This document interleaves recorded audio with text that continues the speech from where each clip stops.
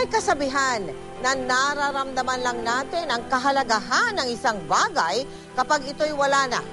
Para sa mga residente ng Baganga sa Davao Oriental, ang tinutukoy po ng kasabihang ito ay ang mga bubong ng kanilang mga tahanan na nilipad at sinira ng dalawang magkasunod na bagyo. Kaya matapos yung makilala ang ilan sa kanila kahapon, eto na ang katuparan ng kanilang hiling para sa pagpapagawa ng mga bagong masisilungan. Wala na yatang hahadlang pa sa ating Kapuso team sa kanilang misyon ngayong araw na ito. Pareho rin ang Kapuso Foundation. Umulan man at tumaraw, nandito kami para tulungan kayong bumangon. Sa gitna ng masamang panahon, tuloy ang pagkakabit ng mga bagong bubong sa Barangay Lambahon. Kasama ng tahanan ng pamilya ni Eddie. Pukpok dito, pukpok doon. Nang matapos mailagay ang bawat yero, ito na ang kanyang kubo. Salamat po sa mga nagsusumikap na maihati dito yung yero sa JME Kapuso. Maraming salamat. Labis din ang tuwa ng mga anak na maayos nang makakapag-aral.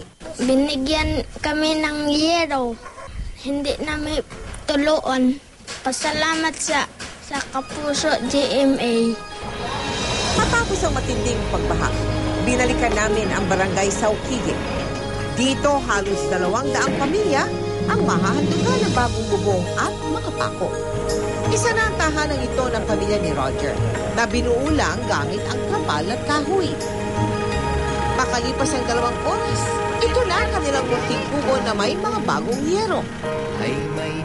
Ganito rin ang tuwa ng mga pamilyang aming nahandugan sa bayan ng Katiil. Sa bawat ikinabit na yero, simbolo ng mga kamay na laging mag-aalay na serbisyong totoo. Walang hindi magagawa kung tayo'y tulong-tulong. 400 pamilya po sa bayan ng Baganga sa Davao Oriental ang mabibigyan ng mga bagong bubong, pako, mga pantapal sa butas at yerong pandugtong habang patuloy pa rin ang pagkakabit ng mga bagong bubong sa mga napiling barangay. At hindi po maisa sa katuparan kung wala ang tulong ng bawat volunteer, ng mga karpintero at lahat ng ating mga naging katuwang, lalo na po kayo na nagtiwala ng inyong mga donations sa GMA Kapuso Foundation noong kasagsagan ng mga bagyo. Para po naman sa mga nais makibahagi sa aming mga projects, maaari po kayo magsadya sa aming tanggapan o magdeposito sa aming mga bank account o sa anumang sangay na Cebuana Luwilier.